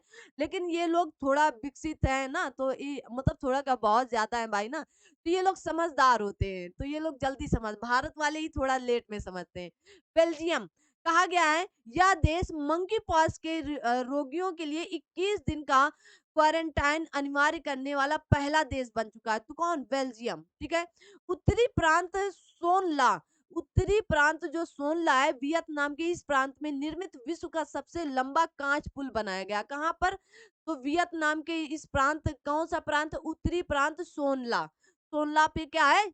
कांच का पुल बनाया गया, विश्व का सबसे बड़ा। आइए पुरस्कार, मोस्ट इंपॉर्टेंट भाई, मोस्ट मोस्ट, अब यहाँ पर आपको हम कुछ पुरस्कार याद करवाएंगे ना ट्रिक के माध्यम से, ठीक है? क्या कराएंगे? ट्रिक के माध्यम से याद कराने वाले हैं। आइए पुरस्कार देख लेते हैं फटाफट। देखिएगा, मैंने आप सभी के बीच में पहला पुरस्कार छोड़ दिया है, मुझे नहीं इंपॉर्टेंट लगा, मैंने नहीं पढ़ाया आपको। आइए, कहा गया 12वां फोर्ब्स इंडिया लीडरशिप अवार्ड्स, तो ये सबसे पहले आप ये याद रखेंगे, ये 3 प्रकार में दिया गया है। तो एक है entrepreneur of the year award, जो अभय सोई जी को दिया गया है। दूसरा है जेन नेक्स्ट एंटरप्रेन्योर्स, तो आपके ईशा अंबानी को दिया गया है। लाइफ टाइम अचीवमेंट अवार्ड किसको दिया गया है? तो अनिल मणिभाई नाइक को दिया गया है। तो कैसे आप याद रखेंगे? देखेंगे, इसमें मैक्स हेल्थ, तो अब जब आप कहेंगे मैक्स हेल्थ केयर के अध्यक्ष हैं, तो जो हेल्थ केयर होंगे तो वो क्या करेंगे भाई, हर ईयर अवार्ड लेने के लिए एकदम उत्सव रहते, तो अभय, तो कैसे? अभय। और जो जेनेटिक, मतलब यहाँ जेन से जेनेटिक याद कर लो, जेन से जेनेटिक, तो ये लोग भाई जेनेटिक क्या है? ईशा अंबानी लोग भाई पैसे वाले हैं ना। लाइफ टाइम अचीवमेंट अवार्ड, तो आप कहेंगे अनिल, ठीक है, तो ये एकदम अनिल भाई है। आइए 32वां, जो मोस्ट मोस्ट इंपॉर्टेंट है, 32वां सरस्वती सम्मान, तो शिव शंकरी जी को दिया गया है। किसको? तमिल लेखिका है, तो शिव शंकरी जी को दिया गया है। और इनका उपन्यास या संस्मरण है क्या? सूर्यवंशम। तो कैसे? सरस्वती, सा से सरस्वती, सा से शिव सुंदरी, शिव शंकरी, ठीक है, सा से सरस्वती और सा से शिव शंकरी, याद रखिएगा। अगला है 32वां, और ये देता कौन है? तो के बिरला फाउंडेशन द्वारा, और 32वां व्यास भी के बिरला फाउंडेशन द्वारा ही दिया जाता है। तो 32वां ज्ञान व्यास सम्मान पुरस्कार, तो आप कहेंगे ज्ञान, ज्ञान, अब व्यास क्या होगा? ज्ञान को जाएगा, जो व्यास होंगे भाई, ज्ञान जिनके पास होगा उन्हीं के पास जाएगा। तो ज्ञान चतुर्वेदी पागल खाना के लिए दिए, इनका उपन्यास पागल खाना है। अगला है कि 28वां देवी शंकर अवस्थी स्मृति, तो सुजाता को दिया गया। कौन है? सुजाता को दिया गया है। इनकी आलोचना का स्त्री पक्ष था कि प्रसिद्धि, परंपरा और पाठ के लिए इनको दिया गया। इनकी एक पुस्तक है, ठीक है ना। कौन? सुजाता को, ठीक है। तो देवी शंकर अवस्थी स्मृति सुजाता को दिया, सुजाता अवस्थी को दिया गया, ऐसे याद कर लो। अवस्थी अवार्ड। 8वां राष्ट्रीय फोटोग्राफी पुरस्कार, तो आप सभी लोग 8वां राष्ट्रीय फोटोग्राफी पुरस्कार कैसे याद कर सकते हो? तो प्रमुख पुरस्कार इस प्रकार, तो लाइफ टाइम अचीवमेंट पुरस्कार शिप्रा दास जी को दिया गया। Peshawar photograph of the year पुरस्कार शशि कुमार को दिया गया है। और शौकिया, मतलब कुछ लोग शौक से केवल शौकिया फोटोग्राफ ऑफ द ईयर किसे? तो अरुण साहा को दिया। बस एक बार रीड कर लेना, इंपॉर्टेंट नहीं। हाँ, ये इंपॉर्टेंट है कि 13वां संसद रत्न पुरस्कार किसे दिया गया? तो सिर्फ आपको इतना है कि कितने सांसदों को दिया गया है, तो 13 सांसद को दिया गया, जिनमें से 8 लोकसभा के और 5 राज्यसभा के। अब आप याद तो कर नहीं सकते हो 8 लोकसभा सभा वाले और 5 राज्यसभा वाले, तो छोड़ दो, ठीक है, छोड़ देते हैं। कहा गया उत्तर प्रदेश संस्कृत संस्थान पुरस्कार 2021 मोस्ट इंपॉर्टेंट है, क्योंकि प्रयागराज के ही दिए गए। तो संस्थान का सर्वोच्च जो सम्मान है विश्व भारती पुरस्कार वो प्रयागराज के प्रोफेसर हरिचंद्र शर्मा जी को, हरिदत्त शर्मा जी को दिया गया है, ठीक है? आगे बढ़ते हैं, आगे वो कोई इम्पोर्टेंट नहीं है। गणतंत्र दिवस की परेड किस सर्वश्रेष्ठ झांकी उत्तराखंड की थी, कहाँ की थी? उत्तराखंड की। तो इसमें क्या था? मानस खंड था, द्वितीय महाराष्ट्र की थी और तृतीय हमारे उत्तर प्रदेश की अयोध्या की थी। और ये गिनीज वर्ल्ड रिकॉर्ड में भी दिया गया। देखिए पद्म पुरस्कार कितने होते हैं? 3 प्रकार के पद्म विभूषण, पद्म भूषण, पद्मश्री। तो पद्म भूषण जो है वो कितने लोगों को दिया गया है? तो आप कहेंगे 6 लोगों को दिया गया है और इनमें से 3 लोगों को मैंने मरणोपरांत दिखाया है, इनको आप याद रखिएगा, ठीक है? तो मरणोपरांत कौन-कौन है? बालकृष्ण दोषी जी हैं, जो वास्तुकला से संबंधित थे और आपके दिलीप महाल नवबीस जी हैं जो मरणोपरांत जो आपकी चिकित्सा है मेडिकल से संबंधित थे और आपके मुलायम सिंह यादव जी हैं जो सार्वजनिक मामले से संबंधित थे। तो आप 3 लोगों को ऐसे याद कर लो और फिर याद करो आप कैसे कि आपको गुजरात के जाकिर हुसैन कला से संबंधित है जाकिर हुसैन और एस कृष्णा आपके सार्वजनिक मामले से हैं और आपके पश्चिम बंगाल के जो हैं कौन है तो श्रीनिवास वर्धन जी जो हैं संयुक्त राज्य अमेरिका के हैं। तो आप इनको हाँ, श्रीनिवास वर्धन जी जो हैं आपके संयुक्त राज्य अमेरिका के हैं, ठीक है? तो इनको ऐसे याद कर लो और एक बालकृष्ण गुजरात के हैं और एस कृष्णा जी कहाँ के? कर्नाटक के हैं, दिलीप जी कहाँ के हैं? तो आप कहेंगे पश्चिम बंगाल के हैं और श्रीनिवास वर्धन आपके संयुक्त राज्य अमेरिका के हैं। तो इनको याद रखना, ठीक है? अमेरिका के। अब पद्म भूषण तो आप याद भी नहीं कर सकते हो, फिर भी मैंने लगा दिया है कुछ लोगों को, तो आप इनको पढ़ सकते हो। पीडीएफ जिनको चाहिए कमेंट बॉक्स में कमेंट कर सकते हैं। आइए अगला है प्रधानमंत्री राष्ट्रीय बाल पुरस्कार। तो कितने श्रेणियों पर दिया जाता है ये आपको याद रखना है और कितने लोगों को दिया गया ये आपको याद रखना है। तो कला एवं संस्कृति में मैंने देखा कोई उत्तर प्रदेश का नहीं था तो मैंने नहीं इम्पोर्टेंट लगाया, फिर भी मैंने आदित्य सुरेश को लगा दिया है और यहाँ पर श्रेया भट्टाचार्य को, गौरवी रेड्डी को, तो इन लोगों को याद नहीं करना है, सिर्फ कितने लोगों को दिया गया, 11 लोगों को टोटल दिया गया है, कितने? 11 लोगों को। तो आप देख सकते हो कि 4 यहाँ पर हैं, 1 यहाँ पर है 5 और 2 यहाँ पर हैं, तो 5, 2, 7 हो गए ना? 5, 2, 7 हो गए और फिर उसके बाद 8 ये हो गए और 9, 10, 11, 11 लोगों को दिया गया है बस। सुभाष चंद्र बोस आपदा प्रबंधन पुरस्कार किसी संस्थागत श्रेणी में कौन है? तो उड़ीसा राज्य आपदा प्रबंधन प्राधिकरण है। आइए रविन्द्रनाथ टैगोर साहित्य पुरस्कार तो सुदीप सेन और शोभना कुमार को दिया गया, इंपॉर्टेंट है, आप इसको पढ़ सकते हो, ठीक है? साहित्य अकादमी पुरस्कार में जो है तो देख लो भाई तो 23 भारतीय भाषाओं में घोषित किया गया है, ठीक है ना? इसमें क्या है तो रश्मि चौधरी को आप याद कर सकते हो कि ये बोडो से संबंधित है, बद्री नारायण हिंदी से संबंधित है, तो ठीक है। तो आप साहित्य अकादमी हिंदी में पूछा जाए तो कौन होंगे? बद्री नारायण होंगे आपके, ठीक है? बद्री नारायण जी को दिया गया है, आप याद कर सकते हो। हिंदी अंग्रेजी वाले तो आप याद ही कर लो, किसी और को याद करो या ना याद करो, ठीक है?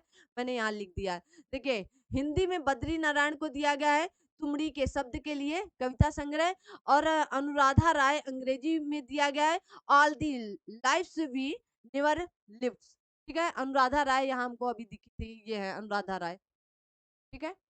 चलिए आगे बढ़ते हैं। आप इनको संस्कृत और उर्दू भी देख सकते हो कि जनार्दन प्रसाद पांडे जी को मणि संस्कृत के हैं और अनीस अस्फाक जी उर्दू में दिए गए और बाकी आपके लिए इम्पोर्टेंट नहीं। हाँ, the JCB prize for literature किसको दिया? तो इनका नाम याद करो, खालिद जावेद को दिया गया है। 32वां बिहारी पुरस्कार किसको दिया गया? तो डॉक्टर माधवा हाड़ा को दिया गया है। किसके लिए? पंचरंग चोला पहर सखीरी, ठीक है? इसके लिए दिया गया है। इम्पोर्टेंट है वो भाई ना, इसलिए पढ़ लो। हाँ, राष्ट्रीय पर्यटन पुरस्कार किसको दिया गया है? तो आपको नहीं याद करना है विश्व पर्यटन दिवस, आपको ये याद करना है विश्व पर्यटन दिवस कब मनाया जाता है? तो 27 सितंबर को मनाया जाता है, ठीक है? आप सभी लोग कमेंट बॉक्स में कमेंट करके बताएंगे कि विश्व मलेरिया दिवस या मलेरिया दिवस कब मनाया जाता है। साहित्य अकादमी युवा पुरस्कार 23 भाषाओं में दिया गया है। आप हिंदी भाषा में भगवत अनमोल जी को दिया गया है, अंग्रेजी भाषा में मिहिर वत्स को दिया गया है और इनका कौन सा है तो प्रमेय के लिए दिया गया है, उनका उपन्यास है और इनका है टेल्स ऑफ हजारीबाग। बस इतना याद रखना है और कुछ भी नहीं याद रखना है। साहित्य अकादमी बाल साहित्य पुरस्कार, तो आप इनको हिंदी भाषा में क्षमा शर्मा को उनकी कहानी संग्रह क्षमा शर्मा की चुनिंदा बाल कहानियों के लिए दिया गया। अंग्रेजी भाषा में अर्शिया सत्तार को उनकी कृति महाभारत फॉर चिल्ड्रंस के लिए दिया गया। एक बार रीड कर लो। उत्तर प्रदेश हिंदी संस्थान बाल साहित्य सम्मान किसको दिया गया है? तो इनको आप याद, सुभद्रा कुमारी चौहान को बाल सुभद्रा ये घोषित पुरस्कार हैं, तो सुभद्रा कुमारी चौहान महिला बाल साहित्य सम्मान किसको? तो बिमला रस्तोगी जी को दिया गया है। बस एक आप याद कर सकते हो। ठीक है, अगला है पहला राष्ट्रीय लॉजिस्टिक उत्कृष्टता पुरस्कार से संबंधित, तो आप इनको देख सकते हो, बहुत इंपॉर्टेंट नहीं है। ठीक है, आगे बढ़ते हैं। पहला लता दीनानाथ मंगेशकर पुरस्कार मोदी जी को दिया गया था। अब आप लोग बताएंगे दूसरा, कमेंट बॉक्स में बताएं, जो दूसरा है वही मोस्ट इंपॉर्टेंट है। दूसरा लता दीनानाथ मंगेशकर पुरस्कार किसको दिया गया है? लोकमत संसदीय पुरस्कार 2022 आप देख सकते हो, यहाँ पर कुछ भी इंपॉर्टेंट नहीं, मैंने लगा दिया था बस, क्योंकि life time achievement award award क्या है? कांग्रेस के राज्यसभा सदस्य ए अंटानी और बीजेपी के लोकसभा सदस्य महात्मा महताओं को दिया गया था। आगे है आपका कि देखिएगा, मैंने छोड़ दिया है, आप भी छोड़ सकते हो, आपको बहुत पढ़ने का शौक है तो आप पढ़ सकते हो। ठीक है, मैंने छोड़ दिया। कहा गया हवाई entrepreneurship of the year award किसको? तो सज्जन जिंदल जी को दिया गया। इतना पढ़ लो। अगला युवा गणितज्ञ के लिए रामानुज पुरस्कार किसको दिया गया? तो मोहम्मद मुस्ताफ फाल को दिया गया है। बस छोड़ दो। आगे आते हैं। कहा गया लोकमान्य तिलक राष्ट्रीय, मोस्ट इंपॉर्टेंट है, लोकमान्य तिलक राष्ट्रीय पुरस्कार भारत की मिसाइल वुमेन के नाम से प्रसिद्ध वैज्ञानिक टेसी थॉमस को दिया गया। तो आपसे तो ये भी पूछ सकता है, भारत की मिसाइल मैन नहीं, वुमेन कौन है? भारत की मिसाइल वुमेन के नाम से प्रसिद्ध कौन है? टेसी थॉमस को लोकमान्य तिलक राष्ट्रीय पुरस्कार दिया गया है। ठीक है, आगे आते हैं। 32वां जीडी बिरला पुरस्कार किसे दिया गया है? बस आप इतना पढ़ लो, नीलेश वी मेहता को दिया गया है। ठीक है ना, मेरे पास यही पेज था। आइए, 25वां Shri Chandrashekhar Saraswati national eminence award किसको? तो पूर्व राष्ट्रपति, इसलिए मैंने लगाया क्योंकि ये पूर्व उपराष्ट्रपति वेंकैया नायडू जी को दिया गया था। पेटा इंडिया का पर्सन ऑफ द ईयर 2022 किसे चुना गया था? सोनाक्षी सिन्हा को चुना गया था। द अब्दुल कलाम सेवा पुरस्कार किसे दिया गया था? तो युवा उद्यमी के लिए दिया जाता है, तो ये रवि कुमार सागर को दिया गया था। किसको? रवि कुमार सागर को। सर सैयद, मोस्ट इंपॉर्टेंट है, सर सैयद उत्कृष्टता पुरस्कार अलीगढ़ मुस्लिम विश्वविद्यालय द्वारा प्रसिद्ध अमेरिकी इतिहासकार प्रोफेसर बारबरा मिटकाफ को दिया गया है। ठीक है, आगे बढ़ते हैं। आइए यहाँ पर है, देखिएगा। कहा गया मिस दिवा यूनिवर्स किसने जीता था? तो दिविता राय ने जीता था। ये कर्नाटक की थी। कहाँ की? फेमिना मिस इंडिया पेजेंट एक हिस्सा का खिताब था। भारत भूषण, मोस्ट इंपॉर्टेंट है, भारत भूषण अग्रवाल 2022, तो रजा फाउंडेशन द्वारा प्रयागराज उत्तर प्रदेश के लेखक सौम्य मालवीय को क्या किया गया? उन्हें यह पुरस्कार उनकी कविता गृह घर एक नामुमकिन जगह है के लिए दिया गया था। किसको? सौम्या जी को दिया गया भारत भूषण अग्रवाल पुरस्कार। आगे कहा गया मिसेज इंडिया वर्ल्ड 2022-23 मुंबई के गोरेगांव स्थित नेस्को सेंटर में आयोजित इस प्रतियोगिता का खिताब किसने जीता? तो सरगम कौशल ने। भाई जिनके पास कौशल होगा वही जीत सकते हैं मिसेज इंडिया वर्ल्ड 2022-23। आगे देखिएगा, राष्ट्रीय पुरस्कार शुरू हो गए। ठीक है, तो सेंट्रल बैंकिंग अवार्ड 2023 तो भारतीय रिजर्व बैंक के गवर्नर शक्तिकांत दास को दिया गया, क्योंकि ये महामारी यूक्रेन के युद्ध उथल पुथल के दौरान इन्होंने बहुत अच्छे से बैंकिंग सेक्टर को संभाला था, इसलिए। ठीक है, चलिए, मिस यूनिवर्स 2022 आर वानी ग्रेवियल को दिया गया। ठीक है ना, देखिए यहाँ पर दिविता राय जो थी, वहां पर जो जीती थी, वहां पर इन्होंने प्रतिभाग किया था मिस यूनिवर्स में। वहां जीतने के कारण ही यहाँ पर वो प्रतिभाग कर सकती थी। तो चैंपियंस ऑफ द अर्थ पुरस्कार ये खूब पूछा जाता है कि किसके द्वारा दिया जाता है? तो यूएनईपी के द्वारा दिया जाए, संयुक्त राष्ट्र पर्यावरण कार्यक्रम के द्वारा दिया जाता है। कहा गया youth business international global young entrepreneurs of the year 2022 किसे दिया गया है? तो आप बताएंगे कि अवार्ड की विजेता केन्या की काउको की रही हैं। ठीक है ना, केन्या की रही हैं भाई। हाँ, सखारोव पुरस्कार किसे दिया गया? तो यूक्रेन के बहादुर लोगों को दिया गया। सखारोव पुरस्कार आपसे पूछ सकता है तो यूक्रेन के बहादुर लोगों को। बुकर पुरस्कार तो भाई पूछा ही पूछा जाएगा ना। बुकर पुरस्कार आपका मोस्ट इम्पोर्टेंट है तो किसको दिया गया एक बार मैं खोल लेती हूँ यहाँ पर ना, कि मुझे कम-कम दिख रहा है थोड़ा-सा। चलिए आप लोग भी एडजस्ट करिएगा क्या है ये अंतर्राष्ट्रीय पुरस्कार है हाँ। चर्चित खेल व्यक्ति हो चुके हैं। अंतर्राष्ट्रीय स्थल मैंने करा दिया है। 1 मिनट बस समय दीजिएगा। अंतर्राष्ट्रीय पुरस्कार, ठीक है?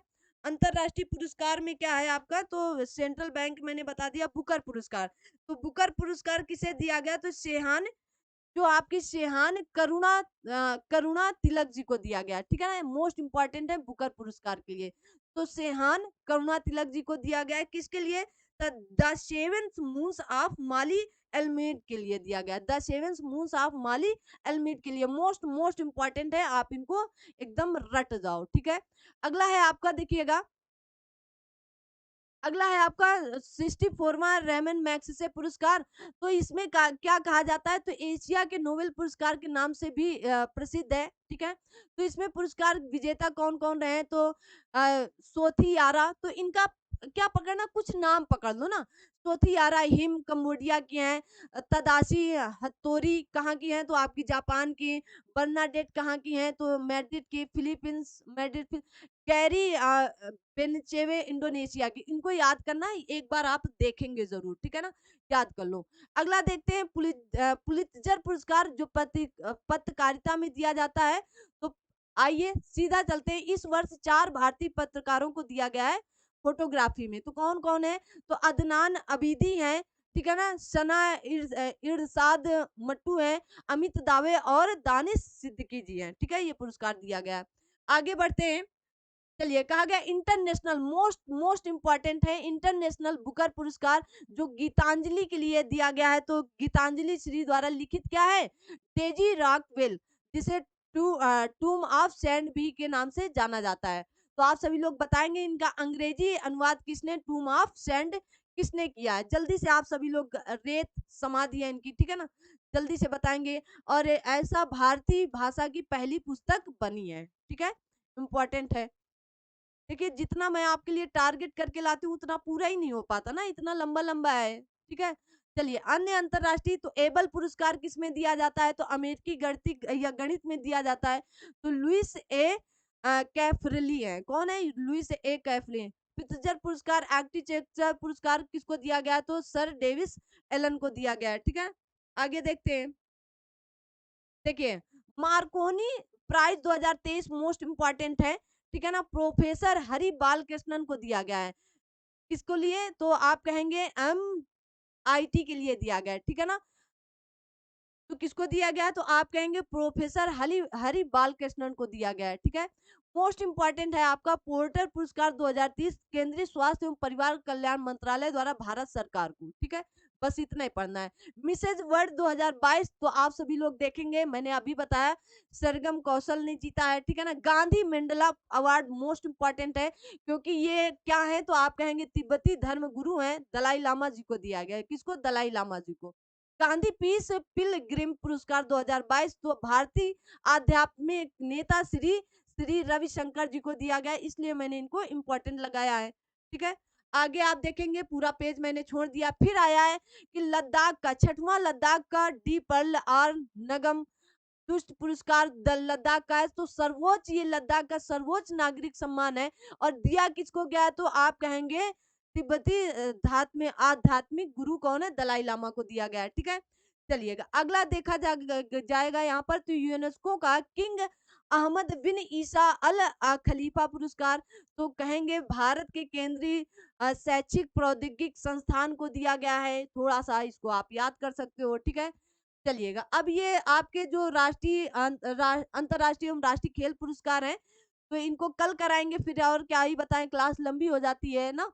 तो मेजर ध्यानचंद अभी मैंने इनका नाम लिया था इन्होंने कहीं ये अब आप बताएँगे कि ये कहाँ पर उपाध्यक्ष बने? अभी-अभी मैंने पीछे पढ़ा है, तो कमेंट बॉक्स में बताएँ कि अंचत शरत कमल कहाँ पर उपाध्यक्ष बने, ठीक है ना? और कौन उनकी उ अध्यक्ष थी, ठीक है? 2 अर्जुन पुरस्कार आप नहीं याद कर पाओगे बच्चा तो नहीं याद करो, बहुत लोग हैं एकदम ढिढिया कि यहीं पर जैसे लग रहा है भर गए ना। द्रोणाचार्य पुरस्कार में केवल मोहम्मद अली कमर को याद कर लो ना, ये इम्पोर्टेंट है क्योंकि बॉक्सिंग से रिलेटेड है, ठीक है? चलिएगा और कुछ अलग है तो इनको मैंने छोड़ दिया है। आगे आते हैं फ़िल्म पुरस्कार, जो अब फ़िल्म पुरस्कार अगली क्लास में कराएँगे, ये आपके लिए भी इम्पोर्टेंट होगा, फिर जल्दी-जल्दी पढ़ाने का कोई मतलब नहीं है। तो आज की क्लास यहीं तक रखते हैं, अगली क्लास में मिलते हैं बहुत ही जल्द, तब तक के लिए आप सभी लोग अपना ध्यान रखें, अपने साथ सभी अपनों का ध्यान रखें। Thank you so much. जय हिंद, जय भारत।